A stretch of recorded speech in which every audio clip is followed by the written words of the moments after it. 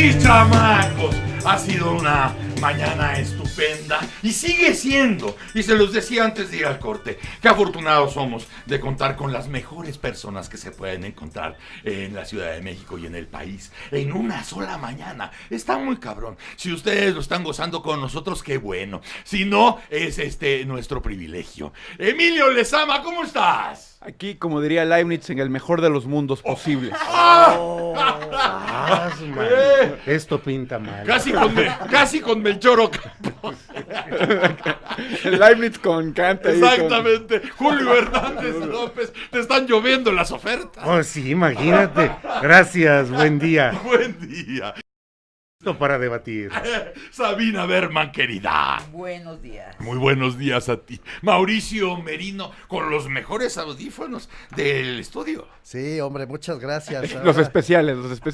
Es para escuchar a Emilio con Exacto. toda atención. Para su edad, Sí. ¿Para qué tienes esos audífonos, abuelito? Para oírte. Para oírte mejor, Emilio. Para no escucharte mejor. Aíslan el sonido.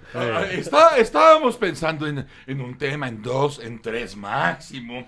A lo mejor, nada más poniendo el pretexto de uno de los temas, a lo mejor podemos abarcar todo eso, ya lo dirán ustedes, porque siempre será su mejor opinión la que reina en Debatitlán. Pero a lo mejor el principio provocador de toda la plática de hoy será el primer año de Andrés Manuel, que por cierto lo piensan celebrar el próximo lunes en el Zócalo a las 5 de la tarde, gran verbena popular, a propósito del año de la victoria de Andrés Manuel, porque hay que acordarnos que hace un año la gente se fue a volcar al Zócalo, hace justamente un año, para sorpresa de muchos, para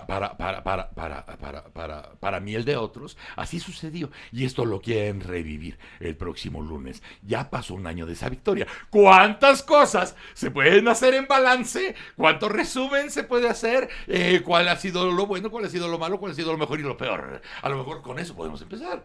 Sí, yo creo que es un año de claroscuros, es un año que realmente nos ha mostrado la fuerza electoral de gente que ha confiado en una posibilidad de cambio, como se dio hace ya casi un año, el 1 de julio, lo cual ha significado la constitución de una enorme figura presidencial, con tintes caudillistas, con una concentración excesiva del poder, con una disminución proporcional a su fuerza personal de su gabinete, que ha estado por debajo de las perspectivas y las posibilidades reales, con actos espectaculares como la mañanera, que es una reunión que informa, pero que al mismo tiempo mantiene el mismo esquema de centralizar ahí una información en lugar de desperdigarla en los diferentes aspectos de la administración pública, con aspectos muy preocupantes como son, por ejemplo, la irrupción del poder evangélico en las nuevas formas políticas. Se acaba de anunciar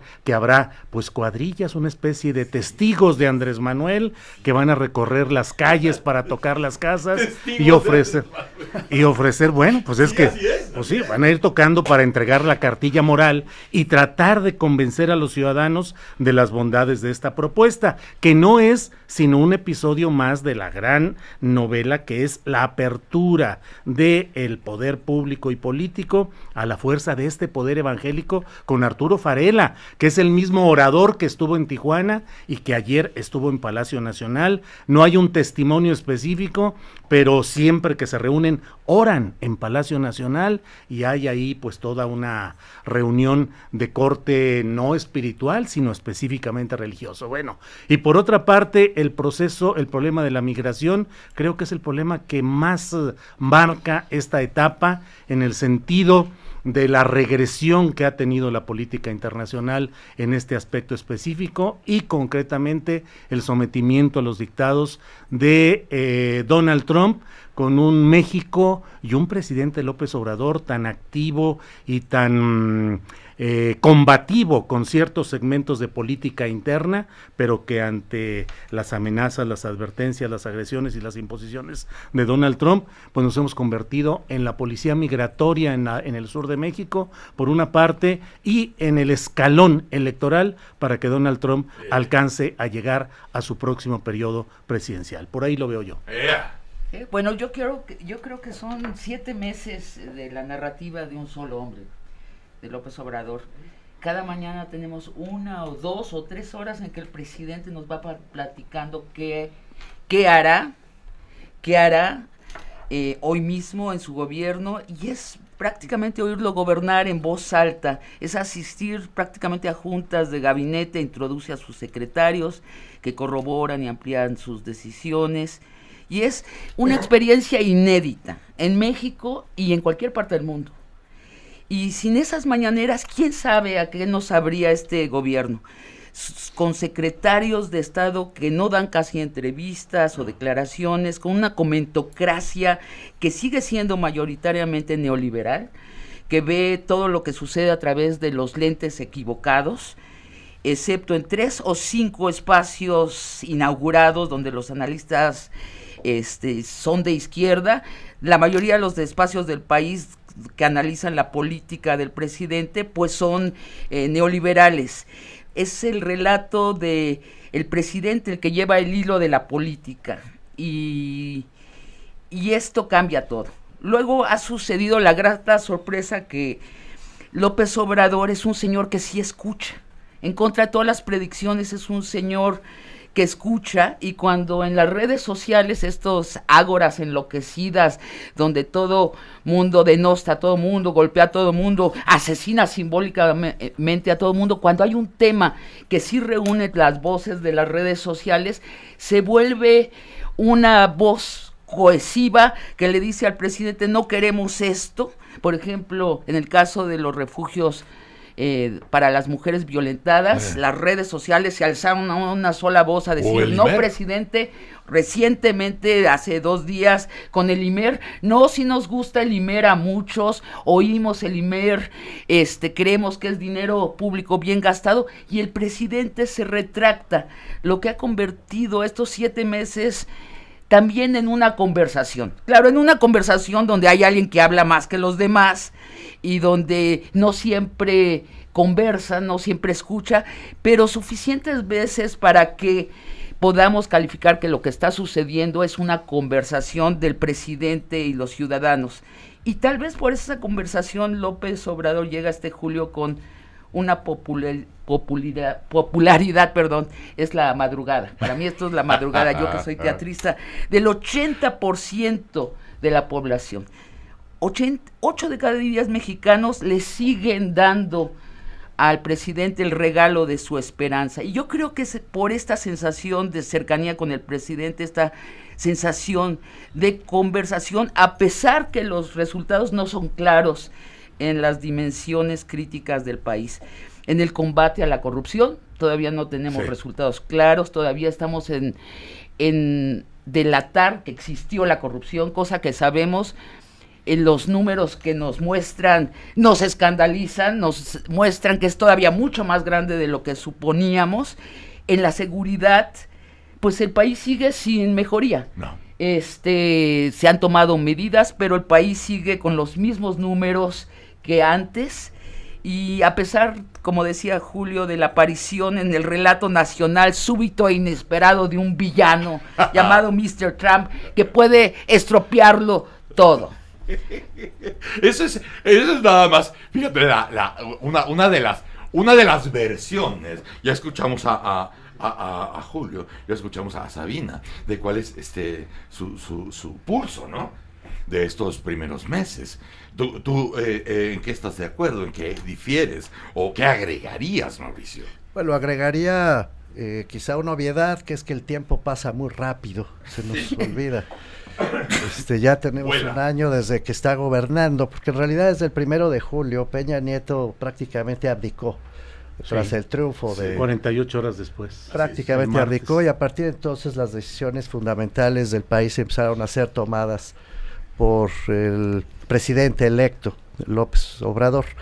Así que efectivamente ya pasó un año. Nos recuerda que el gobierno de López Obrador durará 6 años y que los problemas del país son mucho más graves de lo que una narrativa de cambio muy profundo, eso sin duda está presente, y la evidencia de que ese cambio está sucediendo a todas luces, porque lo que teníamos se cayó el 1 de julio del 2018, el régimen de partido se vino abajo, no tenemos el régimen de partido que tuvimos, efectivamente quedó claro que había una rebelión cívica de una gran parte de la sociedad, no sé si 80% es el dato correcto, sigo los datos de Roy Campos que me dicen que son 60% de aprobación al día de hoy al presidente López Obrador, eso se puede discutir, cito mi fuente, Roy Campos, pero sigue siendo muy alto de todas maneras el respaldo que está basado en la esperanza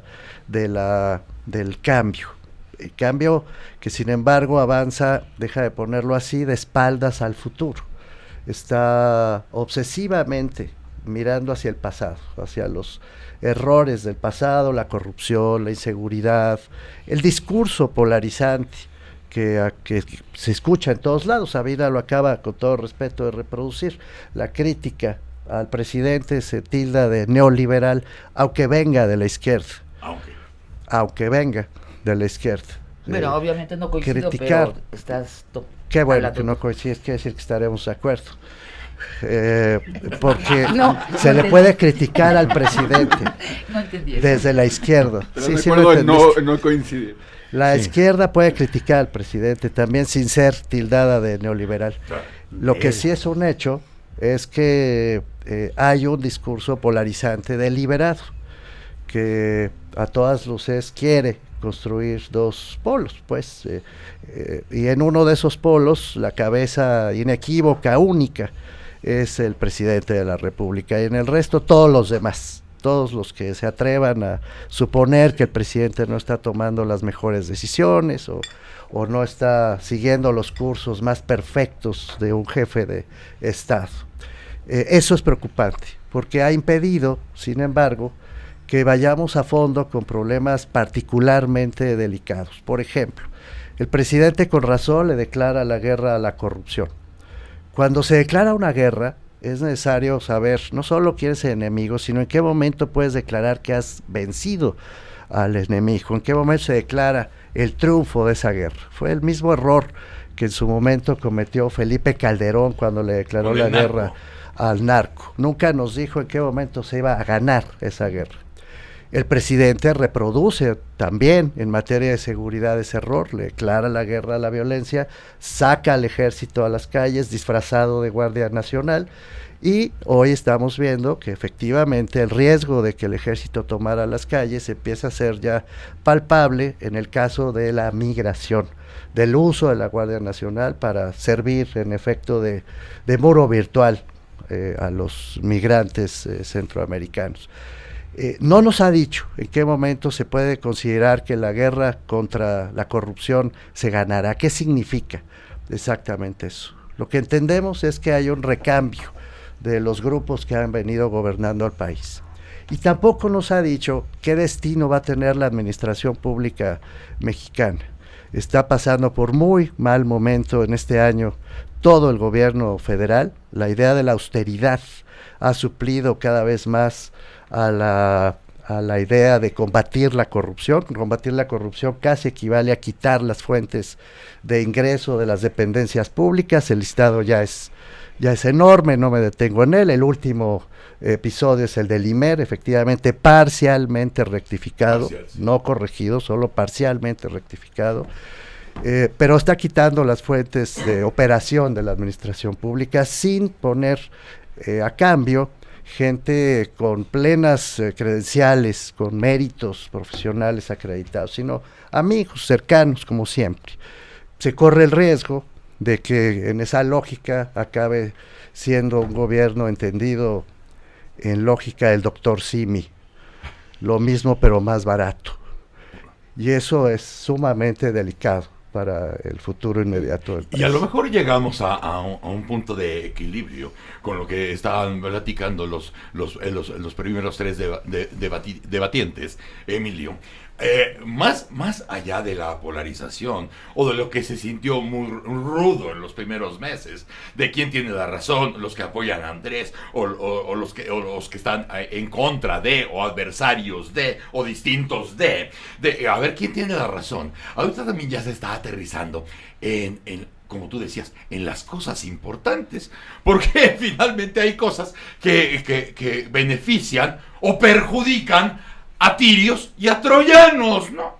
Entonces ya después de estos 7 meses yo también he empezado a sentir, no sé cómo lo veas tú, que ese tipo de cuestiones importantes se están aterrizando. Más allá de que tú pienses distinto a lo que yo pienso, o lo que tú desees de lo que yo deseo, pero hay cuestiones que sí tienen que ver con ambas partes y que tienen que ser resueltas. A lo mejor la falta de resultados es un común denominador entre las partes que echaron a pelear en el palenque que comenzó a hacer este sexenio. Sí, tienes razón, Broso, porque la realidad va a acabar imponiéndose la narrativa tarde o temprano, ¿no? Cuando las cosas no marchen bien económica y políticamente en el país, ese será el indicador más importante del gobierno de Andrés Manuel. Yo estaba intentando entender un poco este año de Andrés Manuel y su forma de gobernar, a partir de que hace un año me parece que logra algo muy importante, y parafraseo a otro filósofo, a Giordano Bruno, expulsa a la bestia triunfante, ¿no? Yo pensaba que a mí me iba a citar. Más tarde. Más tarde. Sí, expulsa a la bestia triunfante, a un sistema, a un aparato, a un sistema de partidos, a una oligarquía que funcionaba a través de compadrazgos, de cafés en Polanco, que resolvía el país a través de palmaditas en la espalda, y de un mundo bastante estrecho, cerrado y corrupto. Y eso me parece que fue un gran logro de Andrés Manuel, esa expulsión de la bestia triunfante. Sin embargo, quiero entender este año a partir de ese momento, y me doy cuenta de un elemento que me parece que es el principal de Andrés Manuel. Andrés Manuel entiende la política como una elección, y únicamente como una elección, como una campaña electoral. Por eso no me sorprende, de hecho creo que le da sentido a su mundo que quiera hacer este referendo a mitad de sexenio, porque le da una meta electoral a la cual llegar, y Andrés Manuel entiende la política en términos electorales, y me parece que no completamente en términos de estadista.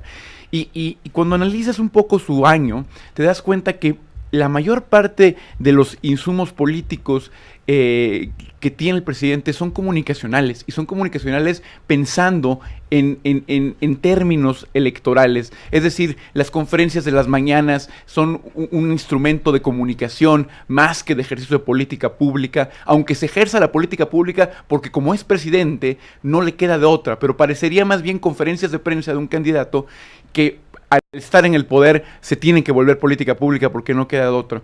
Sus decisiones políticas están más basadas en lo que puede gustar popularmente a su electorado que lo que puede servir de manera más palpable al país. El tema de insistir en el aeropuerto en Santa Lucía, por ejemplo, parece tener un fin mucho más electoral. El tema de Pemex y su insistencia en la refinería, nuevamente son temas populares, no necesariamente de estadista. Y creo que entonces la configuración del mundo de Andrés Manuel es la campaña. Por eso un año después, el lunes, tendremos un meeting para celebrar. Él ya ganó, no tiene por qué volver a celebrar, tiene que ponerse a gobernar, pero en la lógica del proceso electoral, pues es un meeting político que lo refrenda rumbo a las urnas del posible referéndum. Entonces, esa me parece que ha sido la directriz de este gobierno, y creo que ahí yacen los grandes errores de gobierno, que las políticas no se piensan en torno a estadista, se piensan en torno a campaña. Vemos el Plan Nacional de Desarrollo, que es una pieza retórica, un documento muy bonito para una campaña política, con frases buenas, con intenciones interesantes, y sin embargo con muy poco deshebrado el elemento práctico de cómo se va a poner eso en la realidad en marcha. Entonces ese me parece que es el panorama general, y también, y acabo con esto, un entendimiento muy extraño de lo que es ser de izquierda. Hablaba Mauricio de la austeridad.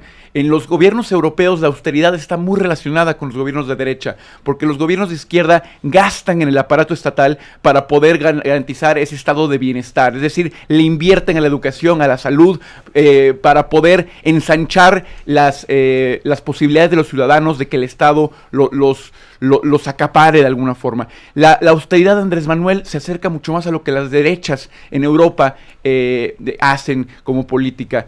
También el tema de lo religioso, ¿no? Que es mucho más cercano a las derechas en todo el mundo, y solamente en México, y bueno, en Ecuador también pasó, esta izquierda que es muy conservadora en el fondo, ¿no? Entonces, esa narrativa muy extraña, bueno, todos son conservadores, pero el conservadurismo también tiene sus raíces en lo moral, en lo religioso, y Andrés Manuel es sumamente religioso, en criticar a los neoliberales de derecha, y sin embargo los neoliberales de derecha son los que más tienen que ver con la austeridad.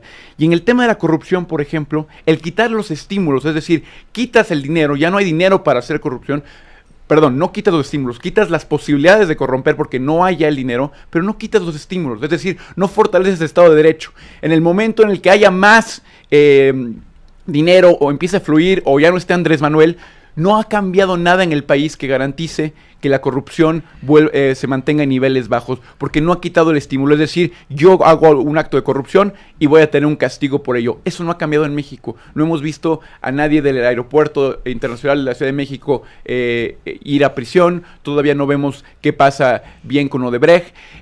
Todos los casos de corrupción de los que se hablaba siguen impunes, entonces no se cambian los estímulos. Entonces creo que, en resumidas cuentas, la lógica más bien de la campaña sigue, la lógica del estadista todavía no entra a ver vigor. A ver si no es cierta esta sensación. En la campaña, el candidato pues puede aventurarse a decir muchas cosas, está ganando más bien voluntades y a gente, ¿no? En la campaña no hay tanta responsabilidad de determinadas cosas, de alguna acusación o lo que tú quieras. Pero ya cuando eres gobierno, el discurso de la campaña te empieza a estorbar, porque ahora cada cosa que digas vas a estar bajo las 17,000 lupas. E incluso gente de casa como Ricardo Monreal empieza a decir, por ejemplo, ¿no? Oye, es que está muy solo, cabrón. O sea, el gabinete no está presente, pero eso lo vimos nosotros desde las primeras semanas, ¿no? O sea, lo está acaparando él, porque tiene que decir el mensaje, y tiene que ser la defensa, tiene que ser la trinchera, y tiene que ser el ariete. Y así se quedó trabajando todo el tiempo, hasta que ahora Ricardo Monreal empieza a notarlo solo. Digo, no sé con qué intenciones lo diga Ricardo, pero lo dice Ricardo, que es in-house, ¿no? Y así como eso dice, a lo mejor el presidente debiera tener mejor relación con los medios, mejor relación con los inversionistas, con los empresarios. Lo dijo Ricardo hace 2 días, y esto ya empieza a sonar dentro de las propias huestes, lo más cercano que tiene Andrés Manuel, ¿no? 3 de ustedes han dicho esto del gabinete, solo un apunte al respecto. Yo pregunto, más que afirmar, si se puede tener un gabinete más protagónico, más activo, más presente en los medios, con un presidente como Andrés Manuel. Me pregunto si no es una decisión del propio presidente de la República, que aunque hubiera los mejores y las mejores del país en ese gabinete, de todas maneras estarían a la sombra del presidente. Yo quería comentar sobre este misterio de la austeridad de izquierda franciscana de López Obrador, que sí, de verdad, a mí me sigue pareciendo un misterio. Sí, seguimos, creo, la mayoría sin entender para qué la autoridad de este gobierno. Este gobierno quitó los privilegios a la alta burocracia, que bueno, nadie puede discutirlo, pero también ha quitado hasta las aspirinas del Seguro Social. No está recortando los presupuestos con tijeritas, los está recortando a hachazos. ¿Para qué? Pero la pregunta es ¿para qué? ¿Para qué? Porque no se ve para acá. ¿Para qué? Flotan en el aire 3 hipótesis. Todo eso irá al Tren Maya y a la refinería Dos Bocas. La segunda hipótesis, todo será repartido en billetes a los pobres.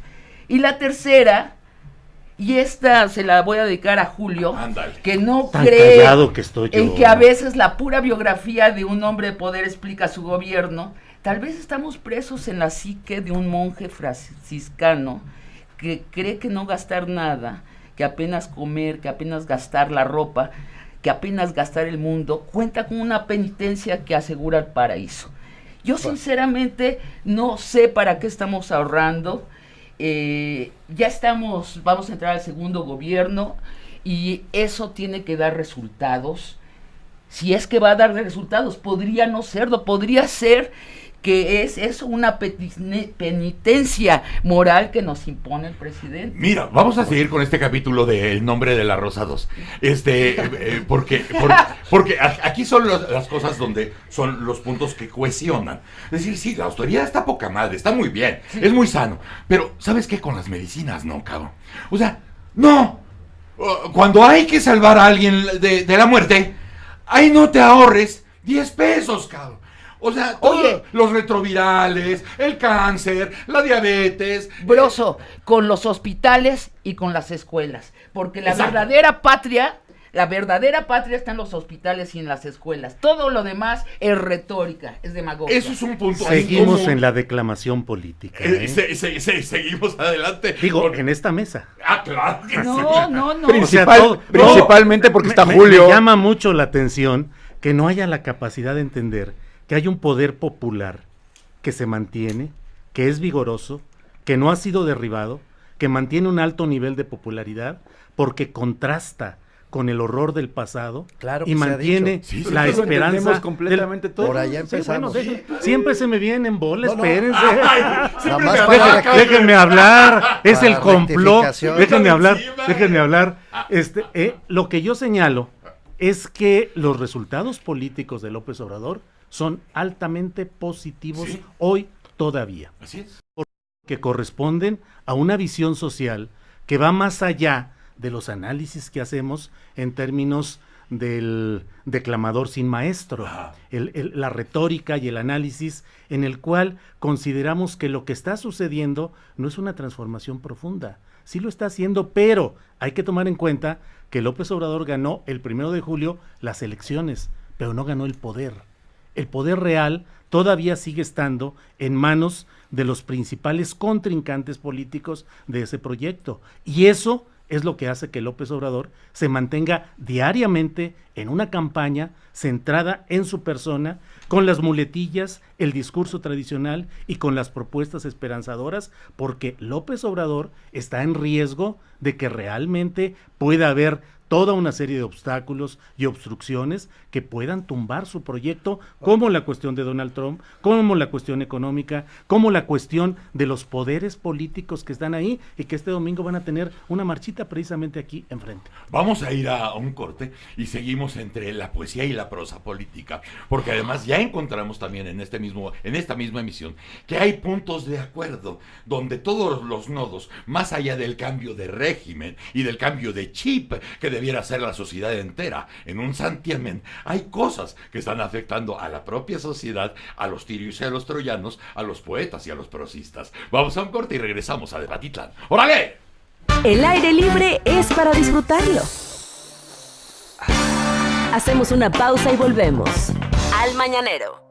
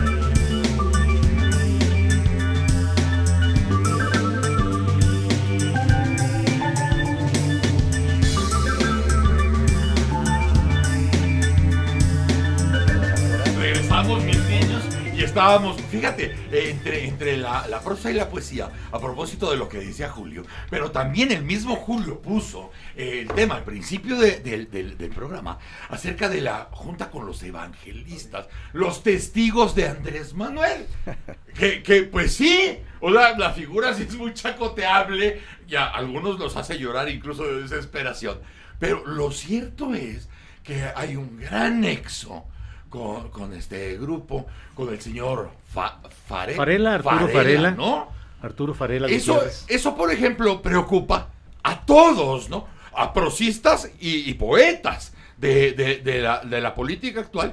Eso es de preocupar. Claro, porque refleja la vocación de misión que asume Andrés Manuel López Obrador, como alguien que tiene la misión de salvador de la patria, que puede ir por encima de cualquier cosa y puede practicar el tipo de reuniones y de actos políticos que desee, imbuido de ese espíritu que ahora es con esta organización Confraternice, de la cual ya se otorgó una primera concesión para radio y televisión, para una organización que se llama Visión de Dios. Las autoridades de gobernación dijeron que no tenían constancia de que tuviera un sentido religioso, porque en las investigaciones que habían realizado no había ninguna confesión o expresión explícita. No hay prueba de que Visión de Dios tenga una tendencia. Sea diocesana, Una tendencia así es. religiosa. Visión de Dios no es diocesana. No es teísta, no necesariamente. Ahora, Julio pone en la intervención que tuvo antes, pone un punto que a mí me gustaría recuperar, Sí. digamos, morder el anzuelo, Julio.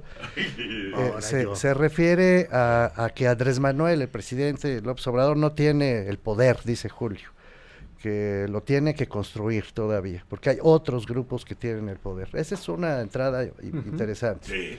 Y esa no es poesía. La pregunta es quién realmente tiene el poder en México y contra qué nos estamos peleando colectivamente. Esa sí me parece crucial de lo que afirma Julio. Pienso, por ejemplo, que el Estado mexicano es muy débil. Andrés Manuel López Obrador gobierna un Estado muy débil, que no controla buena parte del territorio del país, que está controlado no por otros partidos, no por los grandes comentócratas o toda esta historia pública, visible. No, los poderes que importan y a los que hay que derrotar, creo yo, son los que no se ven, pero claro, gobiernan en la práctica. Los poderes invisibles. Los invisibles pero reales, los que antes llamábamos fácticos y que sin embargo no se manifiestan sino por sus efectos, por el control que ejercen sobre municipios enteros, sobre el trasiego de las drogas, sobre la trata de personas, ahora sobre los migrantes, que lavan el dinero, que crean las facturas falsas, que ponen personas en los distintos puestos clave de todos los gobiernos para tomar decisiones que favorecen sus intereses económicos. Los grupos portafolios de inversión que controlan incluso mecanismos en efecto financieros con el sistema financiero internacional. O que te ganan una licitación como Raúl Salinas de Gortari en USA. Te ganan una licitación. O la firma del refinanciamiento de Pemex con 23 bancos nacionales e internacionales. Pero allá voy. Tienes que firmar. Claro. Y allá voy, Julio, para satisfacer a Julio con algo de poesía. Gracias. Con algo de poesía. Por favor. Mira. El bate Merino. Ahí va. Mira, Julio, el problema es que estamos pensando que el Estado puede ser suplido por una sola persona. Creo yo que en eso radica en buena medida la popularidad del presidente López Obrador. Está depositado en él, en su persona, no en la presidencia, no en la institución que representa la presidencia y el Estado mexicano, sino en él, en lo personal. Sí. Buena parte de ese 60%, 60, 80, lo que quieras, de respaldo que tiene hoy el presidente López Obrador. ¿Caudillismo se llama y eso? Con esa lógica, es que para ser caudillo hay que tener el poder en las manos, el verdadero poder, y lo que tú tienes es más bien la legitimidad y la esperanza de la mayor parte de la gente, pero no la posibilidad de construir un Estado sólido que enfrente a esos otros poderes reales que sí están minando al país todos los días.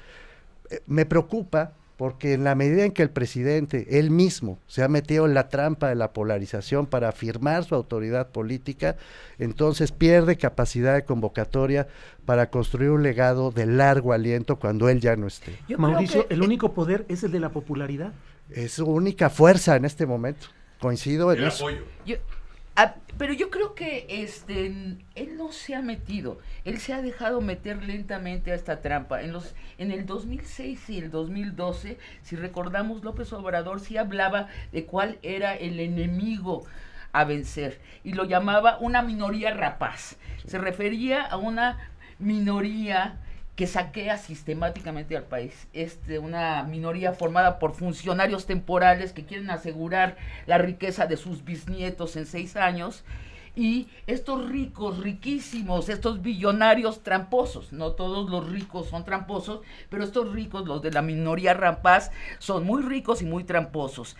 En 2018, López Obrador suavizó la narrativa y trajo un término desde 1910, lo sacó allí de los libros que narran la época de Madero, fifí, que entonces se usó para nombrar a los opositores del presidente Madero, y que los opositores que finalmente lo depusieron, lo fusilaron y que salió a aplaudir al día siguiente a las calles.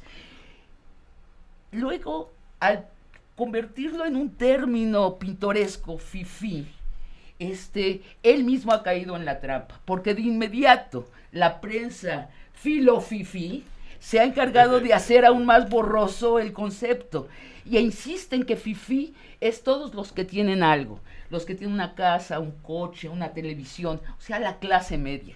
Y al confundir a esa minoría rapaz con la clase media, están ganando la guerra narrativa, la guerra cultural. Yo creo que el presidente tiene que regresar o definir con insistencia qué es fifí, o bien abandonar el término y volver a hablar de la minoría rapaz, porque esa minoría rapaz que ha saqueado el país sí es un enemigo real, el enemigo a vencer, el enemigo que nos daría coherencia a los de derecha, a izquierda, a todos los ciudadanos que no pertenecemos a esa minoría, que somos el 99.09% del país. Sí. Eso es un raro momento donde la semántica importa y está importando mucho. Ese es un punto muy bueno, yo creo, de Sabina, de volver a refrescar esas ideas. Porque de pronto ya todos eran fifís, y de pronto ya todos eran canallas. Y neoliberales. O neoliberales, todos absolutamente. Y la clase media, broso. Maximilianos, todos son maximilianos. Hasta que de pronto dices, oye, con lo que dice Sabina, dices, no, o sea, realmente al fifí, al que llamaba la atención Andrés Manuel, sí es cierto, estaba hablando del menos del 1% del país que ha dominado el poder económico y político desde hace décadas. Mira qué truco más genial, la de los fifís, se parapetan detrás de la esforzada clase media, los ingenieros, los arquitectos, las enfermeras, los maestros, y ellos dicen, sí, todos estamos juntos. Ellos que trabajan como locos para tener una vida digna y benigna, los que roban al país están detrás de ellos. Y la minoría rapaz, escondidos, que finalmente la puedes identificar como el amaciato de este grupo de privilegio y de poder eternos, junto con la clase política, venida y etcétera. O sea, esa región ahora es intocable. Le preguntaban al mismo Andrés Manuel, oye, si estás contra la corrupción, ¿por qué no vas contra estos cabrones? Que todo el mundo sabemos que deben tener un expediente. Y ahí ya no se entra al siguiente nivel, al siguiente capítulo, que debería ser prosa pura. ¿No es cierto? Y mira, sin embargo, el saldo es positivo para López Obrador. A ver, yo creo que el tema aquí hablaba Julio del poder y de la incapacidad que tiene Andrés Manuel de acaparar el verdadero poder en México, ¿no? Que me parece que no es completamente cierto lo que dice, porque sí creo que el poder de la presidencia y sobre todo de su presidencia es un poder importante. Yo creo que el poder que no logra acaparar no es ese de esa minoría rapaz. Esa minoría rapaz, Andrés Manuel tiene mucho más posibilidades de irla destruyendo. De hecho, lo ha ido haciendo, al menos retóricamente. Ha ido alejando de ellos la posibilidad también del acceso al poder político y poder económico que existió antes. El problema principal que creo que tienes es que Andrés Manuel insiste justamente en fortalecer su fuerza principal, que es su narrativa y su popularidad, y no crear poder donde no lo tiene. Es decir, por ejemplo, en este mundo del estadista, donde el país mismo, el crecimiento económico, por ejemplo, podría darle poder. Déjame aclarar la idea. Tienes un país, un estado, donde ni siquiera controlas todo el territorio. El territorio no está en manos del Estado. Hay lugares donde el Estado no puede entrar o donde el Estado no es la fuerza principal de gobierno. Eso te habla de un Estado sumamente débil y eso te habla justamente de que efectivamente Andrés Manuel no tiene todo el poder que debería tener un jefe de Estado de forma natural. Y sin embargo, para contrarrestar esta carencia que tiene Andrés Manuel insiste en fortalecer la única fortaleza que se tiene ahorita, que es el voto popular, la aclamación popular, ¿no? Ese respaldo popular. Entonces ejerce acciones para lograr más y más y más respaldo popular. Sin embargo, hay otra cuestión y que a Julio le encantará o escuchar, que es el campo de la realidad. Y el campo de la realidad es que a largo plazo, si tu economía no crece, por ejemplo, ¿no? Él hablaba, Andrés Manuel mismo, a un 4%. Si el dinero no empieza a moverse, a circular, si tú no empiezas a entender que el poder de México en el mundo y cómo te tienes que tú relacionar con otros presidentes de otros estados, entonces tu gran poder, que es el de la popularidad, se vuelve una debilidad ante la realidad.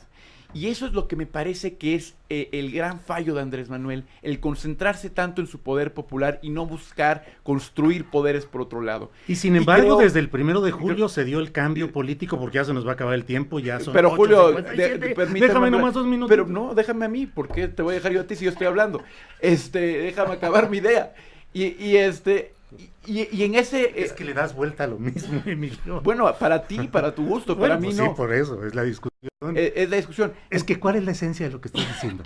La esencia de lo que estoy diciendo es que creo que Andrés Manuel entiende que vivimos en un país muy pequeño, muy débil, y que no hay nada que puede hacer él para poder construir un Estado más fuerte. Y él lo dijo en una mañanera hace un par de meses cuando hablaba de Trump. Decía, México no es como Italia, no es como Brasil, no tiene esa historia y demás. Y luego rectificó, pero ahí hubo delató el sentido que tiene Andrés Manuel de que vivimos en un Estado débil, que es una falsedad. México es una de las economías más importantes del mundo y tiene que empezar a fortalecer ese lado para poder construir un poder político más allá de la retórica y lo popular. El 1 de julio se dio un cambio importantísimo en este país que significó un reacomodo de fuerzas. Pero que eso lo has dicho una y otra vez, ¿eh?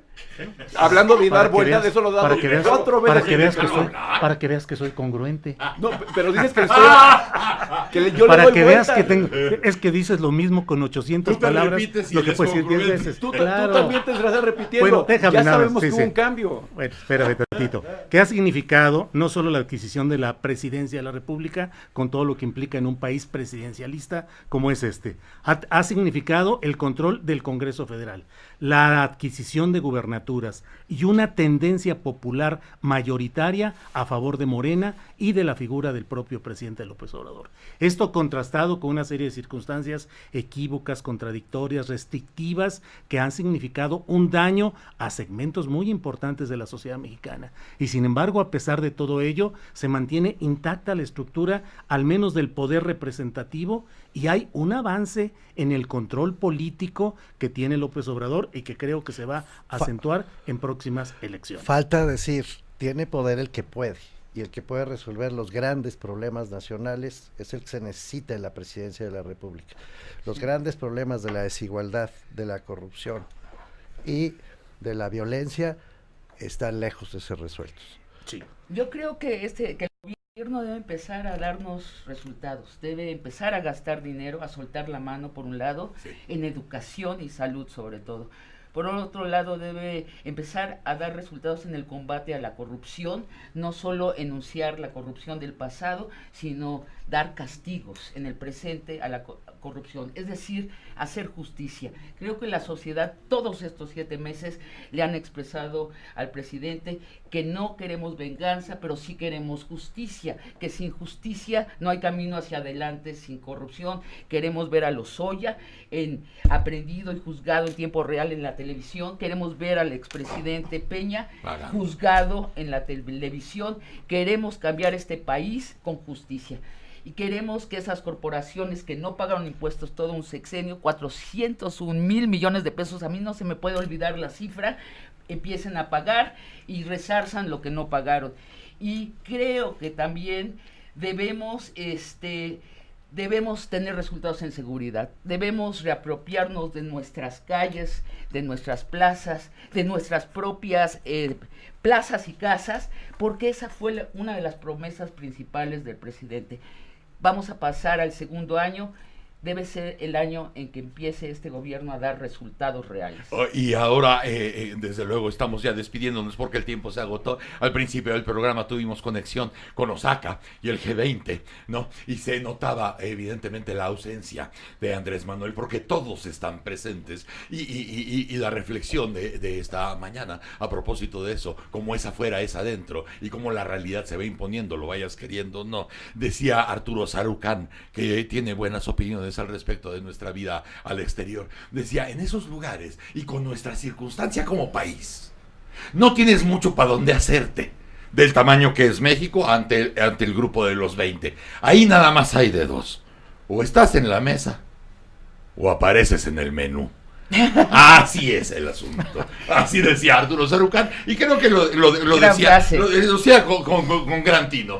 Gracias a la filosofía política de Emilio Lezama. Muchas gracias. Muchas gracias. Gracias a la prosa política de Julio Hernández López. Gracias, querido Broso. Gracias a la dramaturgia política de Sabina Berman. Encantada. Gracias a la poesía y retruécano político de Mauricio Merino. Gracias, querido. Gracias a ustedes, mis chamacos. El próximo lunes estaremos a las 7. Hay muchas cosas que van a pasar todo este fin de semana. Diviértanse un chingo. El lunes a las 7. Si tienen radio, se lo meten por las orejas. ¡Órale!